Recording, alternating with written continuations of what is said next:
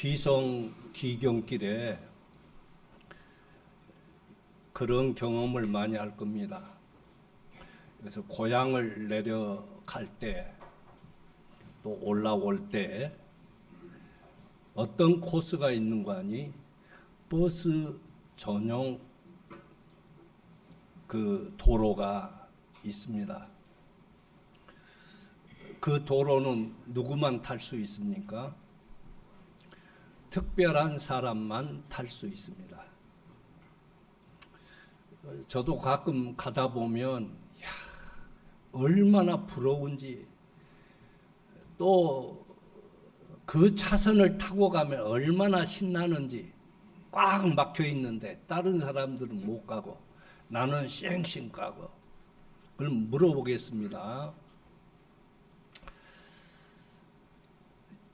여러분은 꽉 길이 막혔을 때 버스 전용 차선 탈 수 있는 특권이 있다면 어떤 생각이 들겠습니까? 좋은 일이죠. 그런데 인생이라는 건 그렇지 않아요. 우리는 언제나 버스 전용 차선 탈 만한 조건이 안 됩니다. 주로 이제 그 표현이 이해가 될지 모르겠지만, 그런데 자, 내가 고향집에 갈 때 서울에서 출발했는데 버스 전용 차선 그것 때문에 꽉 막혀 있습니다. 그런데 오산쯤 딱 갔는데 그 차선이 해제가 됐습니다. 그때 어떤 용어를 사용하겠습니까? 드디어, 마침내. 그 다음 또 뭐가 있겠습니까?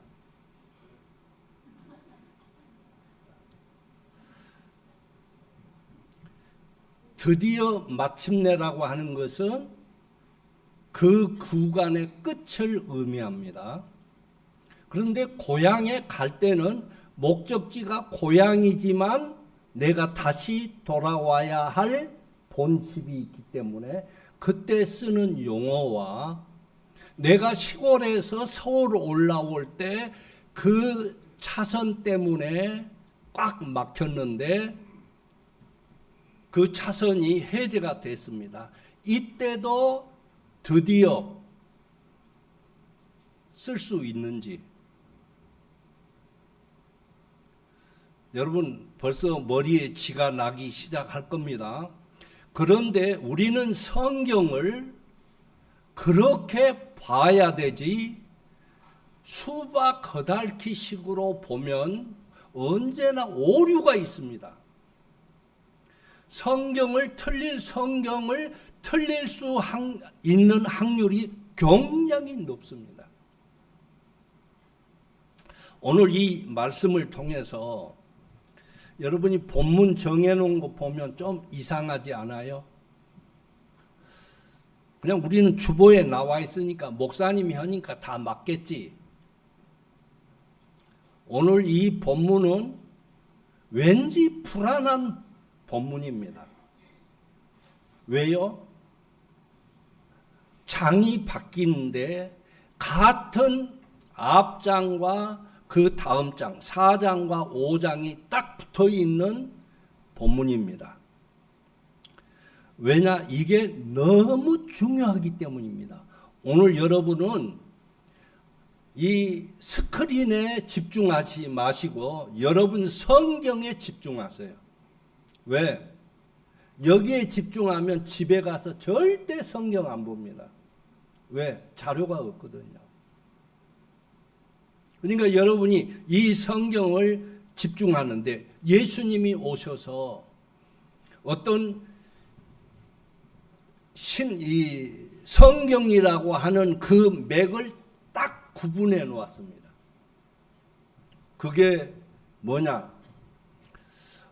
오늘 이 본문 들어가기 전에 신구약 성경을 정확하게, 이거는 구약, 이거는 신약, 구분해 놓은 성경 구절이 어딜까요? 자, 물어보겠습니다. 마태복음 1장 1절 아브라함과 다윗의 자손 예수 그리스도의 계보라 그랬으니까 예수 그리스도가 있기 때문에 이거는 신약이다. 그렇게 다들 봅니다. 그런데 이 마태는 유대인이었기 때문에 유대 사고로 이 성경을 기록해 놓았습니다.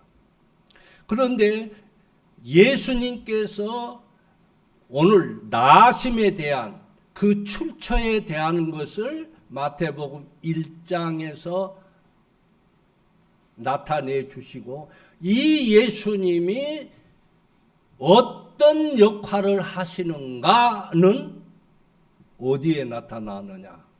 우리는 예수님이 시험 받으시는 거기에서부터 시작합니다마는 예수님이 드디어 입을 열어 그 이전에도 예수님이 입을 열어 말씀하셨습니다.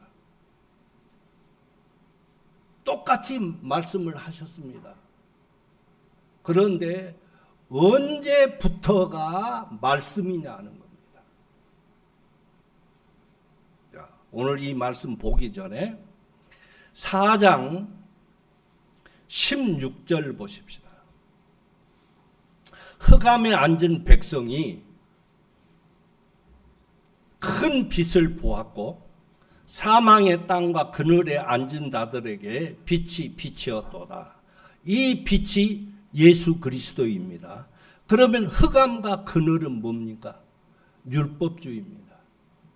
율법이라는 것이죠. 그래서 우리가 구약을 볼 때 잘 봐야지 유대 개념으로 보면 이거는 성경이라고 할 수 없습니다. 자, 한 예를 들어 봅시다. 모세가 참 위대한 지도자입니다. 모세만큼 온유한 사람이 없습니다. 하나님이 직접 말씀하셨어요. 아무리 온유한 사람이라도 혈기가 있을 수 있잖아요. 혈기 한번 부렸다고 해가지고 너는 가나안 땅 못 들어가. 그러면 출애굽의 목적이 뭡니까? 가나안 땅 들어가는 것입니다. 그런데 왜 목적을 이끌게 했던 하나님이 모세는 왜 못 들어가게 했습니까? 열왕기상 13장 여러분 집에 가서 잘 보세요. 거기에 이름이 없는 하나님의 사람이 있습니다. 하나님의 말씀대로 순종했습니다. 그런데 돌아오는 길에 사자에게 찢겨 죽습니다. 우리가 아는 대로 하나님께 순종했는데 왜 죽습니까?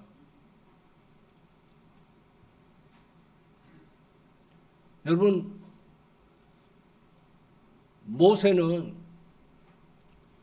하나님께서 그를 부르셔서 그 백성들을 인도하고 바로 앞에 가서 말하라. 그러니까 나는 둔합니다. 말할 줄 모릅니다.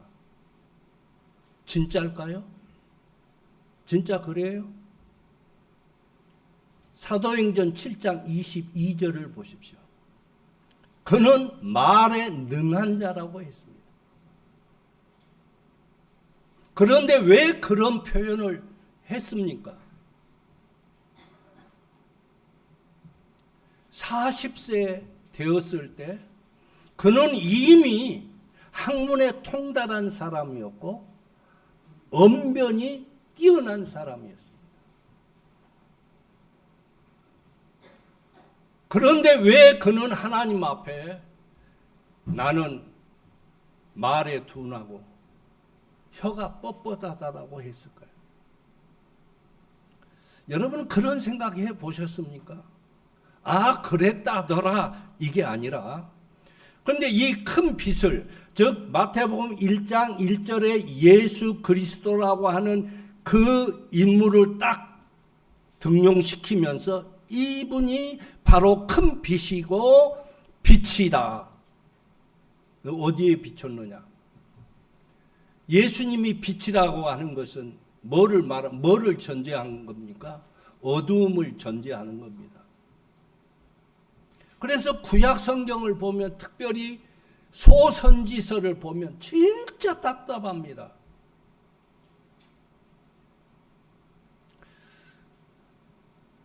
하나님께서 이런 말씀을 해요. 하나님께 순종하는 자는 이 땅에서 잘 되고 장수한다고 그랬어요. 그럼 여러분, 다윗이 몇 살에 죽었습니까? 내가 다윗이었으면 죽었어요. 지금 없습니다. 70에 죽어요. 그러면 자, 우리 솔로몬, 그러면 그의 대명사가 뭡니까? 지혜? 진짜일까요?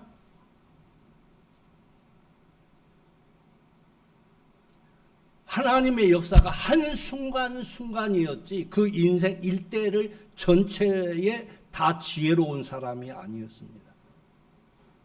그는 하나님의 성전에, 하나님이 기뻐하셨던 성전을 건축했는데 거기에 무엇이 들어옵니까? 우상이 들어옵니다. 이게 지혜로운 사람입니까?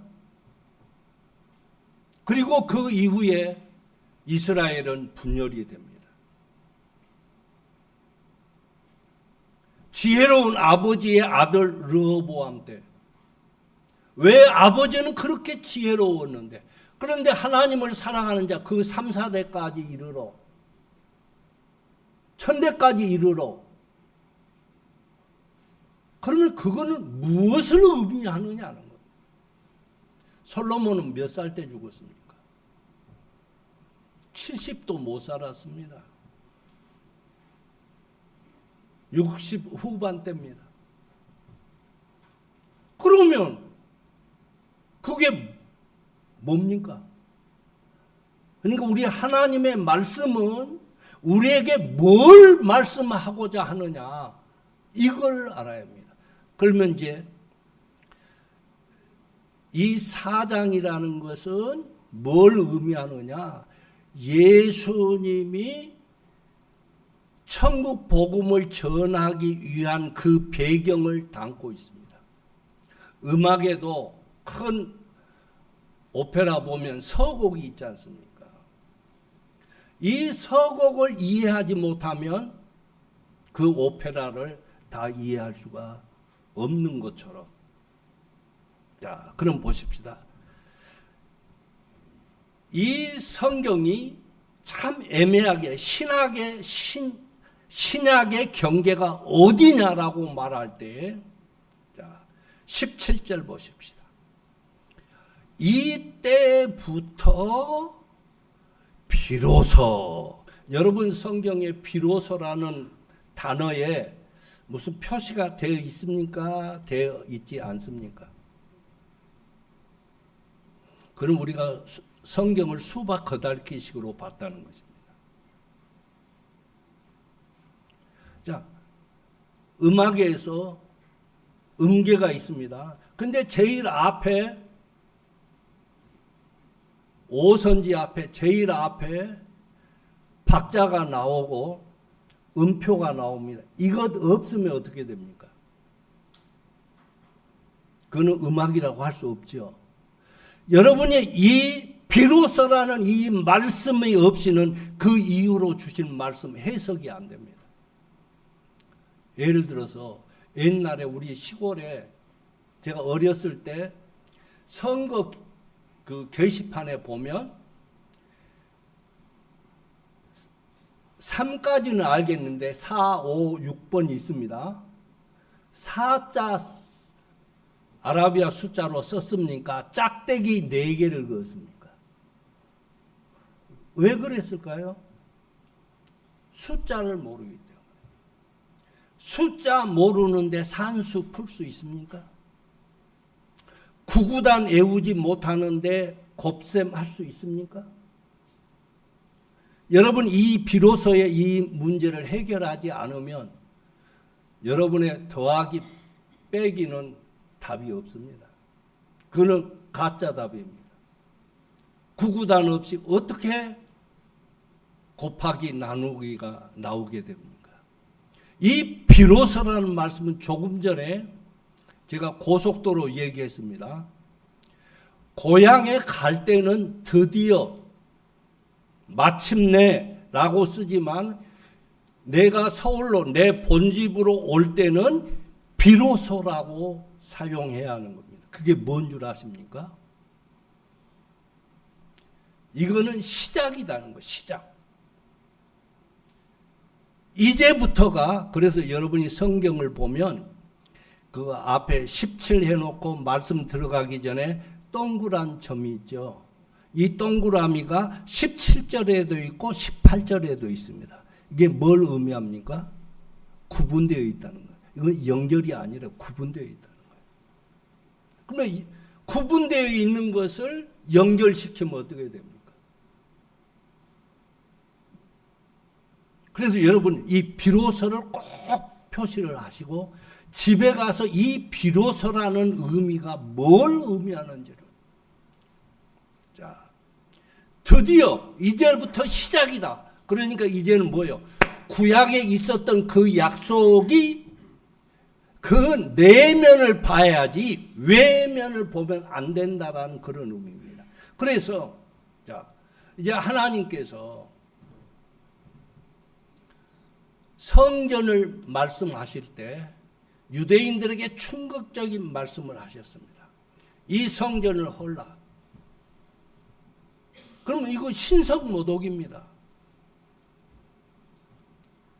그런데 예수님께서 내가 사흘 만에 세우리라. 그럼 예수 그리스도가 뭘 말씀했느냐? 이제까지는 건물 성전이 중요했습니다. 그런데 예수님께서는 그것을 무시하시고 우리 사람의 성전을 세우신 겁니다. 여러분, 소아시아 교회, 칭찬받은 교회에 있었지 않습니까? 지금도 있습니까? 아니에요. 건물의 교회는 역사에 따라서 사라지게 되어 있습니다. 그러나 예수 그리스도를 통한 영혼들은 영원까지, 내가 영원까지가 아니고 이 복음이 우리가 역사의 뒤안길로 사라진 이후에도 계속 사라지지 않는다는 것을 말씀하는 것이지 이 건물이 영원토록 있겠다는 그걸 의미하는 게 아니에요. 그러면 이제 비로소 뭐냐? 전파했는데 전파의 제목이 뭡니까? 회개하라, 천국이 가까웠다. 지금 왔다는 겁니까? 가까웠다는 겁니까? 그러면 뭘 가까이 왔다라는 말씀은 무슨 의미입니까? 준비하라. 준비하라. 마음의 밭을 준비하라. 그게 뭐냐? 회개하라. 회개가 뭐냐? 고해 성사 개념이 아니라는 것 제가 누누이 말씀드렸습니다. 내 가치의 변화입니다. 내 가치가 어디에 있습니까? 우리 대부분 보면요, 가치가 구약에 있어요. 이러면 복 받는다. 여러분 11조 하면 복 받지요? 그럼 어째 이재용 씨는 11조 한 번도 안 해도 나보다 더 잘 살아요?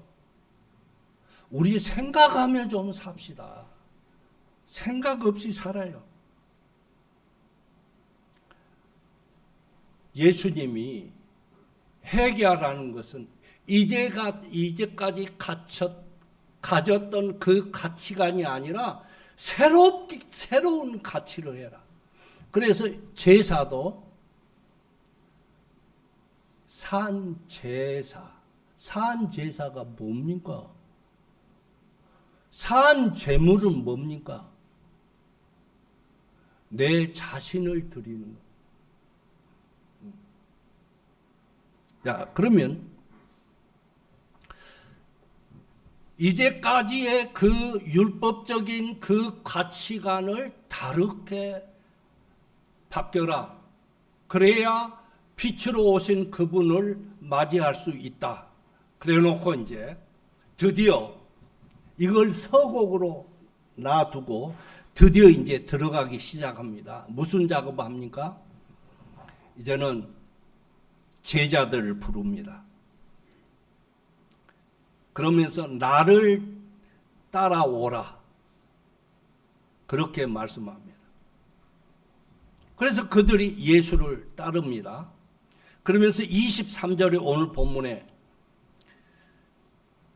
그들의 해당에서 가르치시며 천국 복음을 전파하시며 백성 중에 모든 병과 모든 악한 것을 고치시니, 이 세 가지 사역이 나옵니다. 그러면 첫째, 가르치시며.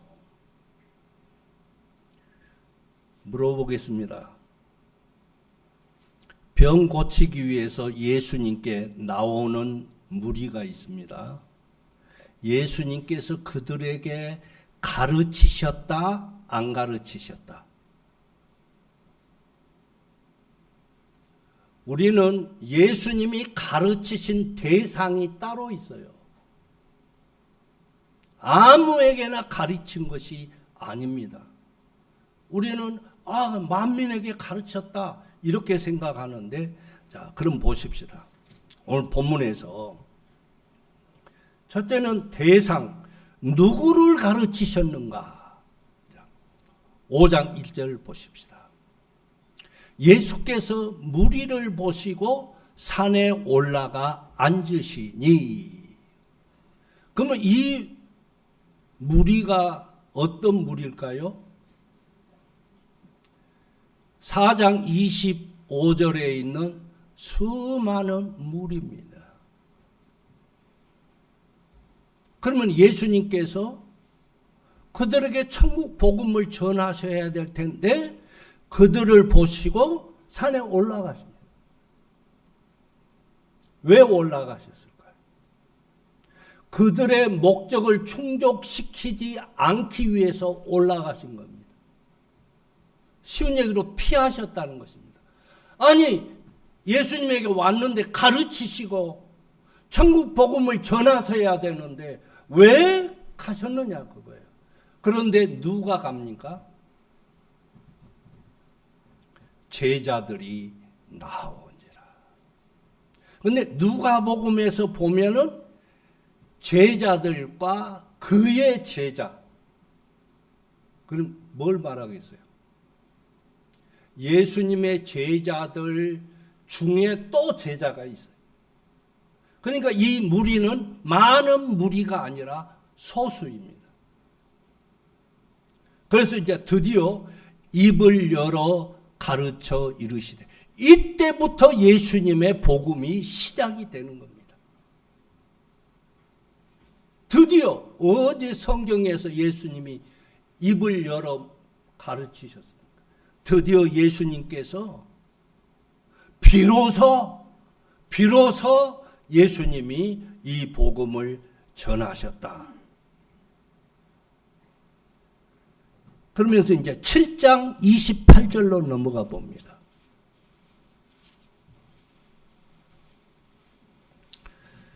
예수께서 이 말씀을 마치시고, 이 말씀 마친 것은 산상수훈입니다. 무리들이, 이 무리와 8장 1절에 있는 수많은 무리가 다른 무리입니다. 이 무리들이 있는 것은 예수님의 12 제자들과 그 제자들의 제자, 그들이 예수님의 가르치심에 놀랐습니다. 왜 놀랬을까요? 이제까지 율법으로 배웠던 말씀이 아닌 겁니다. 완전히 역설적인 말씀을 주시는 겁니다. 복음은, 천국 복음은 역설 복음입니다. 그게 뭡니까? 크고자 하느냐? 낮아져라. 높아지고자? 낮아져라. 대접받고자? 인정받고 싶냐? 네가 너부터 인정해라. 이게 예수의 천국 복음입니다. 우리는 늘 상대편이 나 인정해 주기를 원합니다. 여러분, 즐거운 사람은 언제나 그럴 만한 이유가 있습니다. 얼굴에 미소가 있는 사람은 그럴 만한 이유가 있습니다. 맞습니까? 바로 자기 자신이 즐겁기 때문입니다. 그런데 우리는 저 A라는 사람, B라는 사람 때문에 내가 즐겁지 못합니다. 그러면 나는 그 사람으로 인하여 사는 겁니다. 우리는 예수 그리스도로 인하여 삽니다.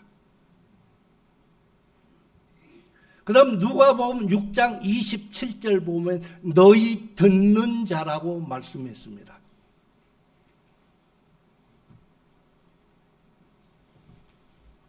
예수님은 그래서 이 제자들, 그러니까 이 산상순에 이 가르치신 것은 제일 먼저 제자들, 너희들부터 이런 가치관을 가지라, 이 말씀을 줍니다. 아셨습니까? 그러면서 이제 그 첫 번째가 팔복을 얘기하는데, 이제 내용, 그러면 천국 복음인데, 천국은 어떤 것입니까? 여러분, 내세에 들어갈 천국, 이런 것은 여러분 신경 쓰지 마세요. 신경 쓰지 마세요. 예수를 나의 구주로 영접한 사람은 뒤로 넘어 죽든 병들어 죽든 사고 나서 죽든 다 천국 갑니다. 그건 자동캐스입니다. 그런데 중요한 건 숙제는, 예수님이 우리에게 주시는 숙제는 현실의 천국을 네가 이루고 사느냐는 얘기입니다. 내 가치관을 비울 때 거기에 천국이 있다는 것입니다. 그 나라의 복음을 전파했다고 했습니다. 그래서 천국은 두 가지가 있습니다. 하나는 천국은 소유입니다. 내가 천국을 갔느냐 못 갔느냐, 내세에 가는 것은 예수 그리스도의 은혜로 내가 그냥 아무 값 없이 갑니다. 그러나 이 땅에서 천국을 누리는 것은 나 하기 나름입니다. 그래서 자, 마태복음 5장 1절 보십시다. 심령이 가난한 자는 복이 있나니 천국이 그들의 것이라. 그런 소유격입니다. 들어가는 것이 천국이 아니라, 만들어 놓은 입성이 아니라 내가 만들어내는 것입니다. 그리고 마지막에도 10절에 천국이 그들의 것입니다. 그러면 천국을 어떻게 만들어야 되느냐? 이것을 전파하는 것입니다. 천국을 어떻게 만들 것이냐? 천국은 입성이 아니라 소유라고 했습니다. 만들어 놓은 곳에 내가 들어가는 것이 아니라 내가 거기에다가 만드는 겁니다. 나는 천국을 만들고 있습니까? 아니면 지옥을 만들고 있습니까? 옛날 제가 강주에 있을 때 송정리에 내가 아는 사람이 있었습니다. 근데 아들만 3형제가 있습니다. 좀 잘 사는 집인데 큰아들은 초등학교밖에 안 나왔습니다. 큰아들. 그래서 결혼을 했습니다. 그러니까 며느리가 어떻게 대학 나왔겠어요? 초등학생이겠어요? 초등학교도 못 나왔어요. 그때 당시. 살았어. 시골에서 부모님 모시고 살아. 둘째 아들은 그나마 중학교를 나왔어. 둘째 며느리는 중학교 나왔어. 근데 그 시어머니가 좀 위가 안 좋았는지 늘 큰 며느리가 그 숭늉, 그 누룽지 뭐 해가지고 거기다 물 붓고 끓여가지고 이렇게 이제 드리는 거예요.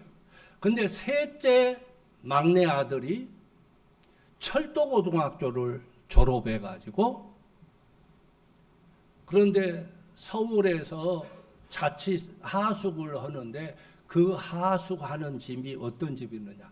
그 스티로폴 큰 덩어리를 이렇게 재단하는 그런 공장을 하는 집이었는데 그 집 딸이 있었습니다. 그런데 이 딸이 그때 당시 그때 부자로 살면서도 그때 당시 무슨 교육기관이 있었는 거니 그 간호보조 양성소라는 데가 있었습니다. 그럼 부잣집에 거기 갔으면 공부 잘했겠어요? 못했겠어요? 여러분 얘기하는 게 아니야. 하도 욕심이 나니까 그 총각 욕심이 나니까 사위를 삼았어요. 그래서 결혼해서 왔습니다. 그런데 이제 나름 고등학교 졸업하고 간호학원 나왔으니까 그 동서들에 비해서는 꽤 고학력이란 말이야. 근데 큰형님이 늘 그 가마솥 일부러 그 누룽지 만들어 갖고 막 한단 말이에요. 그리고 전체 이제 가정 식사하는데 이 똑똑한 막내 며느리, 많이 배운 며느리가 옛날에 좀 그래도 잘 살아도 좀 요즘같이 넉넉하지는 않잖아요. 그 누룽지 만들려면 쌀이 더 들어가요. 맞아요, 틀려요? 맞아. 그 말이 맞아. 근데 왜 그렇게 굳이 그렇게 해야 합니까? 그러니까 이 시아버지 영감이 맞다. 역시 배운 것은 다르네. 그랬단 말이에요. 그런데 그 집안이 그때부터 불화가 시작이 됐습니다. 초등학교도 안 나온 이 며느리가 그렇게 했을 때는 정말 가정이 아무 탈 없었는데 배웠다고 하는 그 며느리 와갖고 틀린 얘기 한 게 아닙니다. 맞습니다. 여러분, 천국은 소유입니다. 그래서 마태복음 11장 12절이나 또한 19장 14절, 특별히 누가복음 17장 21절에는 이 천국이 너희 안에 있다. 네가 천국이다. 그러니까 내가 천국이면 내가 있는 곳이 천국이고 내가 지옥이면 그 가정이 지옥이 돼. 저는 요즘 고민이 하나 생겼습니다.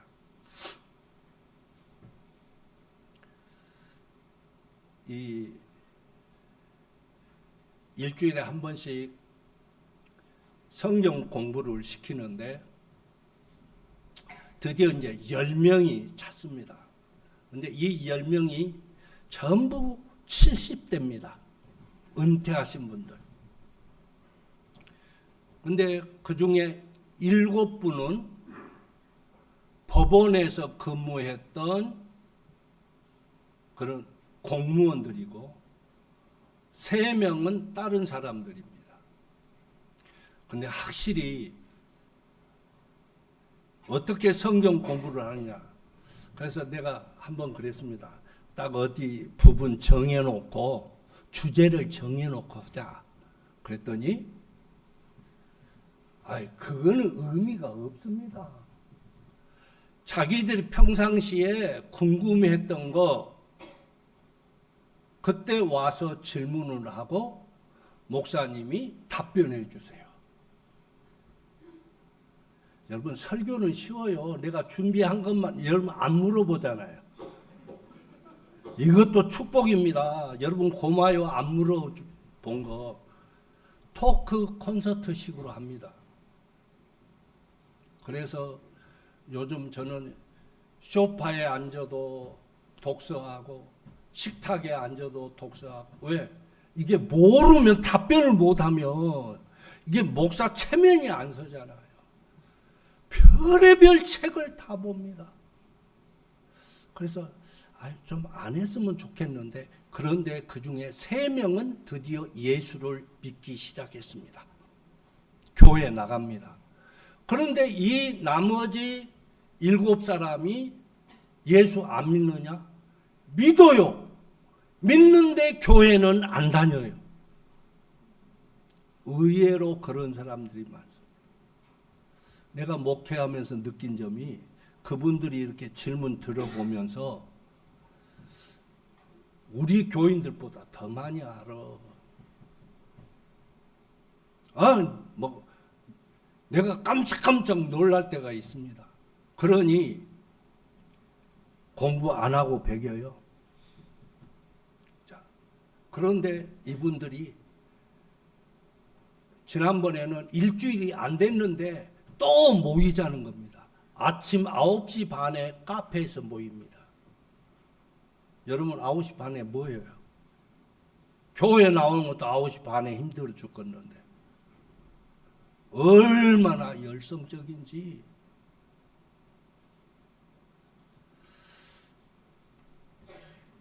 그런데 참 교회 안 다닌 사람도 이 영적인 갈등이 있다는 것을 확실히 느꼈습니다. 이제는 그들을 향하여 우리가 그들에게 복음을 전하기 위해서는 어떻게 해야 될 것인가? 우리들부터 천국이 되어야 합니다. 우리 교회가 천국이 되어야 합니다. 그게 선한 영향력이 됩니다. 그러려면 팔복 중에서 우리는 천국은 내 안에 주님이 계시고 주님 안에 내가 있습니다. 그러려면 어떻게 해야 되느냐? 누가 하나님의 자녀냐? 여러분 하나님의 자녀 맞습니까? 여러분 하나님 자녀 진짜 맞아요? 근데 이거는 박 목사 얘기가 아니고 성경이 합평케 하는 사람은 하나님의 자녀고 합평케 하지 않으면 하나님 자녀 아닙니다. 미안하지만. 하나님의 자녀들이라 일컬음을 받는다는 것은 내가 하나님의 자녀다 이게 아니라 그들 또 다른 사람들이 이 사람들은 하나님의 딸이구나 하나님의 자녀구나 그렇게 한다는 겁니다. 그러면 어느 때 그들에게 천국으로 보여질 때 그렇게 인정한다. 내가 하나님 만났다? 다 얘기할 수 있어요. 거짓 선지자들도 다 지들 하나님 만났다고 했어요. 하나님 만난 것은 타인이 인정해야 되는 것입니다. 그러면 그러기 위해서는 너희들이 하나님의 아들이라 일컬음을 받기 위해서는 소금과 빛의 역할을 해라. 그런데 이것을 어디에다? 사람 앞에 비추게 해서 그들로 너희 착한 행실을 보고 하늘에 계신 너희 아버지께 영광을 돌리게 하라. 보여주라고 그랬어요. 내가 하나님 보려고 하지 마십시오. 나를 통해서 세상 사람들에게 하나님을 보여줘야 해요. 그러려면 이제는 어떻게 해야 되느냐? 우리가 가치관의 변화라고 그랬죠. 그 가치관의 변화가 곧 역설적이라고 했죠. 교회가 역설적이지 않으면 교회가 아닙니다. 자, 그래서 21절부터 26절까지 거기에 정확하게 이런 말씀을 합니다. 여러분, 하나님 앞에 헌금 가지고 왔죠? 하나님의 이름으로 갖고 온 것이지, 자, 하나님은 돈 필요해요? 필요 없어요? 필요 없는데 왜 하라고 했을까요? 하나님의 공동체, 교회의 공동체, 우리 성도, 우리 사람들, 목회자들을 필요로 하기 때문에 드리라는 것이지, 하나님이 뭐 벤츠 사시게? 예? 비행기 사시려고? 우리는 착각하면 안 됩니다.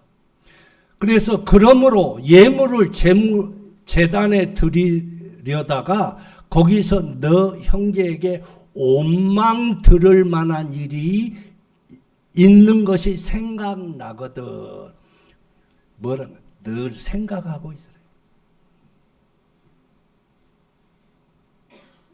누룽지 타령 내가 왜 했을까 이 생각을 하라는 겁니다.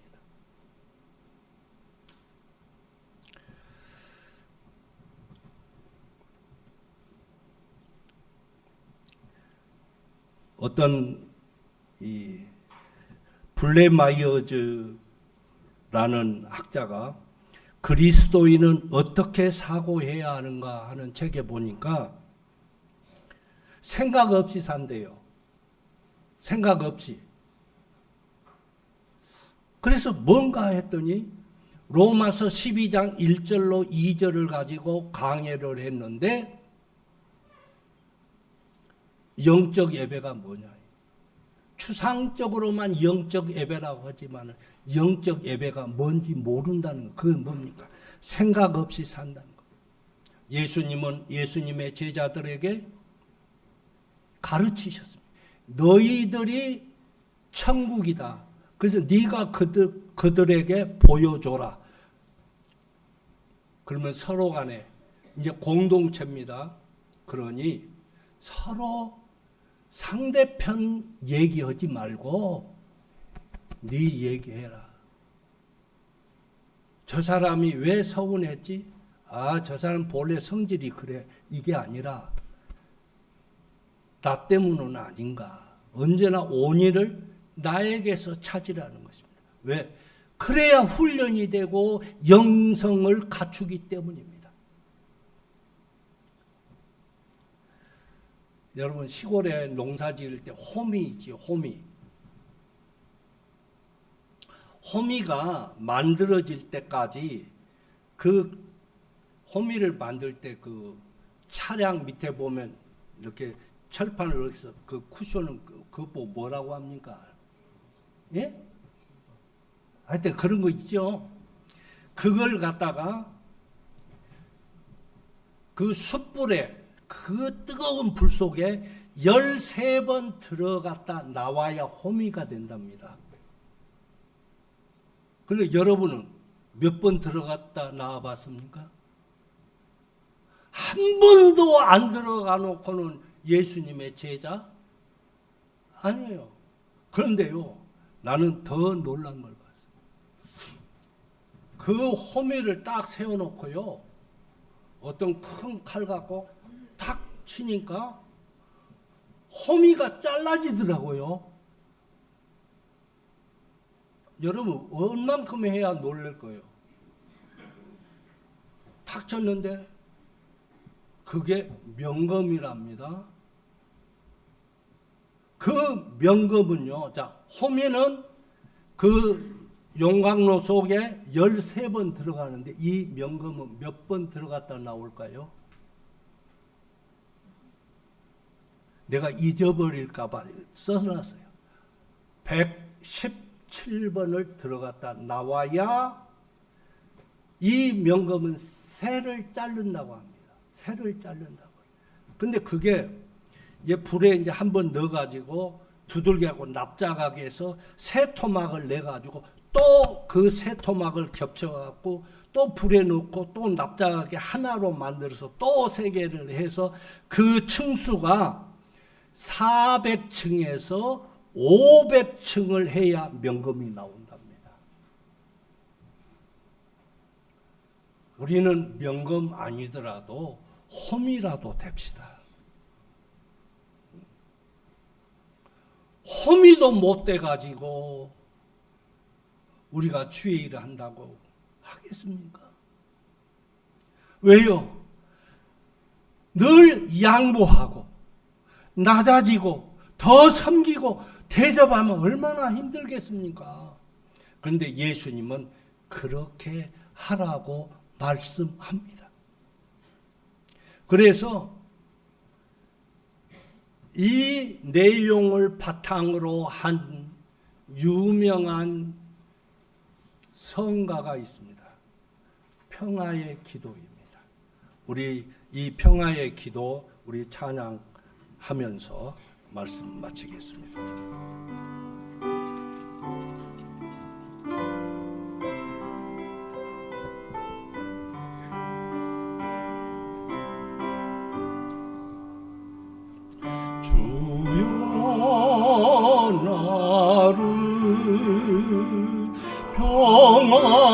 평화의 도구로 써주소서. 미움이 있는 곳에 사랑을, 상처가 있는 곳에 용서를, 분열이 있는 곳에 일치를, 의욕이 있는 곳에 믿음을 심게 하소서.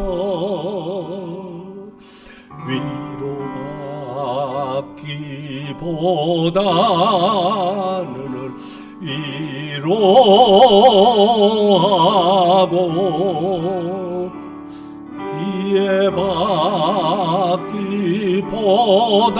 이해받기보다는 이해하며,